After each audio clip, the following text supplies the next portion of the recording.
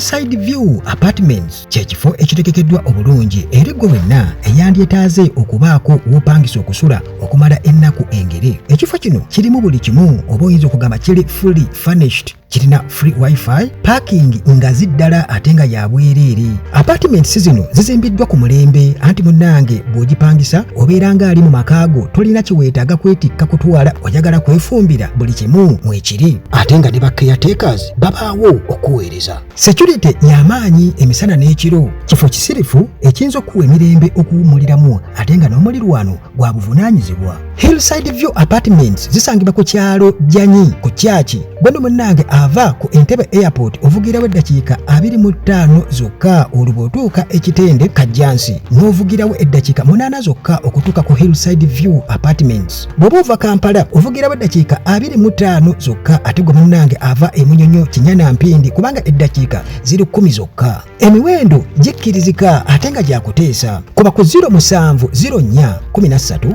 19 99 oba 0770 717 897. Hillside View Apartments, wetuli okuweereza n'essanyu. Tubadde nga tujja tubiwulira muganda wange nti Mayiga yawamba Kabaka. Mayiga yawamba Kabaka, naye oba oli awo waliwo abamu aboogera bino na biri.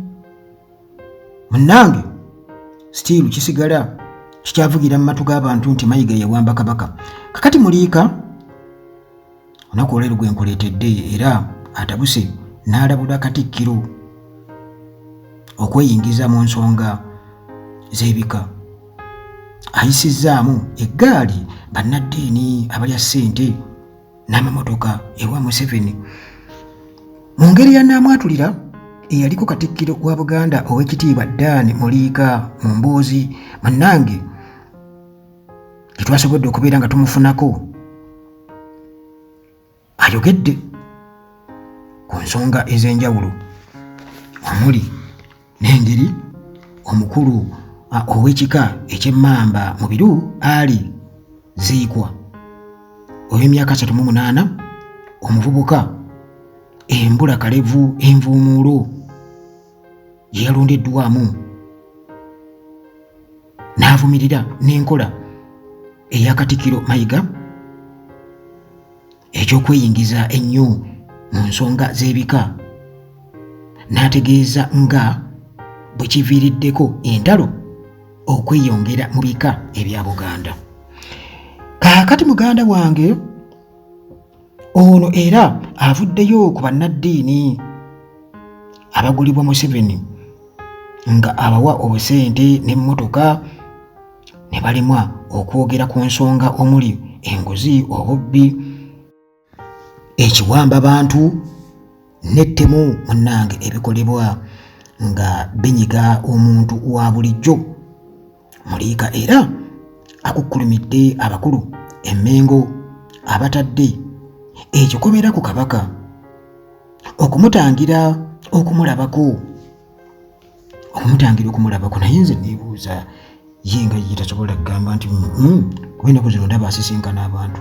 Nalabye Namboze naye kenyini agamba nti aba ali awo Kabaka ali mu mmotoka ne bamugaa Kabaka wuuli ayagala asiimye, kandi Kabaka asiimye okubuuzaako, era Namboze n'agenda mu mmotoka n'amusisinkana ne banyumyamu awo. Kitegeeza Kabaka asobola okukola ki? Asobola okuga nti nange njagala okukola kino. Juzi twamulaba nga agenze e Bulange, Katikkiro Mayiga nga tamanyi na kumanya, n'agenda mu woofiisi ye alambula olubiri, kwegamba kitegeeza nti asobola. Naye munnange nti bamuteekako olukomera. Kakati munnange bwe tutyo munnange omukulu Muliika atunnyonnyola eno yaliko Katikkiro wa Buganda ow'ekitiibwa Dan Muliika. Ebibuuzo ebitonotono bye twasobodde okubeera nga munnange tufunayo mpola mpola, era n'ayamba n'atuddamu. Kati tumubuuza nti oyogera ki ku kya gavumenti okuggyawo ekitongole eky'emmwanyi ekya UCDA n'okukitwala mu ministry ey'ebyobulimi. Munnange omukulu Muliika atugamba nti ebintu byannakyemalira ebyabannakyemalira oyagala mbyogereko ki? Enkola eyo munnange teyali ntuufu kubanga emmwanyi z'abalimi tezaali za Gen. Museveni oba gavumenti ye newankubadde nga babadde bazifunamu omusolo. Bano balina munnange obuvunaanyizibwa okutuwa amagezi okusobola okuzirima obulungi ate n'okuteesa nabo. Ekikolwa ekyakoleddwa kigenda kubeera nga bwe baakola ku bbanka ey'obwegassi n'ebitongole ebirala gavumenti bye yasudde. Ekibuuzo nti abantu abamu bagamba nti omukulu ow'ekika eky'emmamba Gabunga omupya Ali Ziikwa nti yalondeddwa mu bukyamu. Okyogerako ki?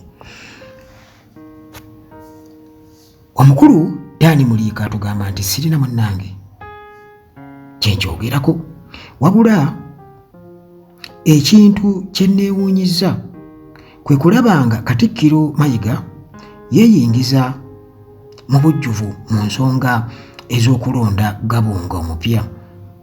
Ekikolwa ekiraga nti munnange tewaabaddewo bwenkanya so nga buli kika n'ekyemmamba kirina Katikkiro waakyo era nga ye yabadde n'obuyinza okwanjulira Kamalabyonna Gabunga oba Gaabunga omupya oluvannyuma lw'okugoberera emitendera n'ennono ebirina okugobererwa. Kikyamu nnyo Katikkiro ate okweyingiza ennyo mu nsonga z'ebika kubanga buli kika kirina engeri gye kikolamu emirimu gyakyo ne ssemateeka akitwala. Kale munnange ekikolwa kya Katikkiro kibeera kirinnyirira ennono ez'ebika ez'ekika ekyo era munnange bwe waweerawo okwemulugunya kwonna kooti ya Kisekwa weeri gye tusobola okuddukira so si wa Katikkiro nga ye munnange bwe yeenyigira mu kulonda omutaka. Tumubuuza nti naye kati kiki ekirina okukolebwa okumalawo entalo ezisusse mu bika? Obuzibu businga kuva ku ki? Eyaliko Katikkiro Dani Muliika agamba nti ekisinze okuvaako entalo mu bika be bazzukulu obutagoberera ebyo bajjajjaffe bye baateekawo essira ne basinga munnange kuliteeka ku byanfuna omuli n'okwagala ssente nga batunda ebibugagga by'ebika byabwe omuli n'ettaka. Ekintu munnange ekyongedde entalo mu bika.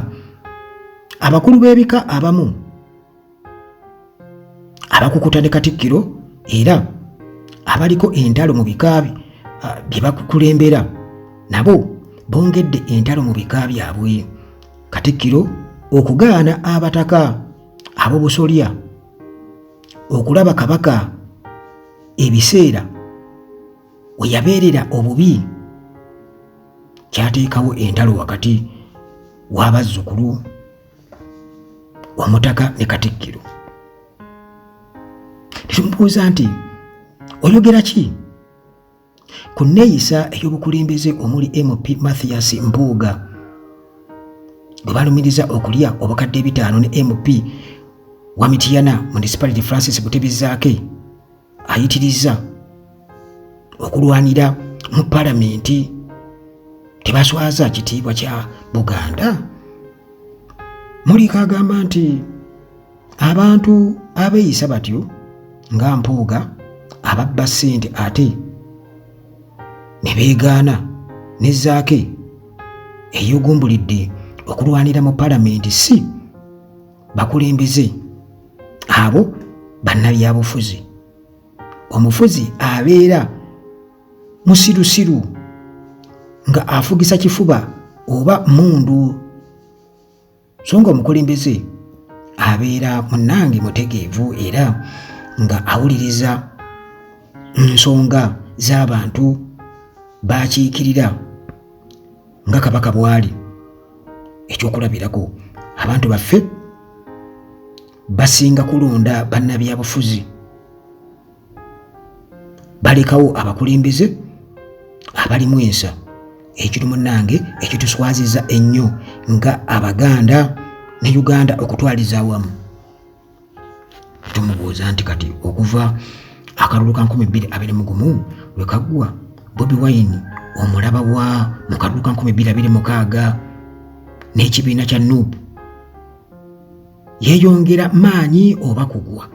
Mulikagamba nti okusooka ekibiina kya NUP kyali ky'amaanyi, naye entalo eziri mu Buganda ne mu bibiina eby'obufuzi ebirala zongedde okukutula mu NUP n'okukendeeza obuwagizi. Agamba nti nzikiriza nti mu Uganda temuli political party wabula mulimu political club. Wano ng'abantu babeera basinze abo abakulembera ebibiina ebyo nga NUP, NRM, DP n'ebibiina ebirala bwe biri. Tumubuuza nti Buganda ogiraba wa mu kalulu ke tugendamu? Oweekitiibwa Muliika agamba nti ate Buganda eruludda wa mu kalulu nga waliwo ebintu Buganda byekyabanja gavumenti ettaka balitumazeeko, nga kati batandise kuyingirira birime nga emmwanyi ebibadde munnange bitubeezaawo okuva gavumenti ya General Museveni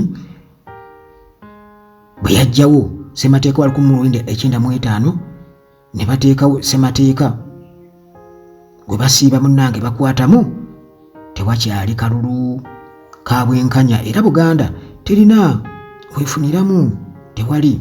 Tumubuuza nti kabaka omulaba ne muwayaamu oba wakyaliwo abakukuba ebikono oba enkokola ebikuziyiza? Yaliko Katikkiro Muliika agamba nti omuntu ali mu busibe nze mba mulabirawa? Yadde naliko Katikkiro, abakulu Emmengo tebanzikiriza kutuuka ku mpologoma. Ebintu bingi munnange ebikyusiddwa obukulembeze bwa Katikkiro Mayiga. Ebyo bigambo bya eyaliko Katikkiro wa Buganda Oweekitiibwa Dan Muliika, era nga atutegeeza nti Mayiga yawamba kabaka n'atabukira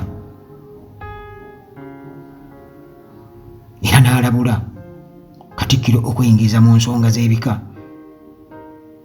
n'ayisa eggaali mu bannaddiini abalya ssente n'emmotoka ewa General Museveni.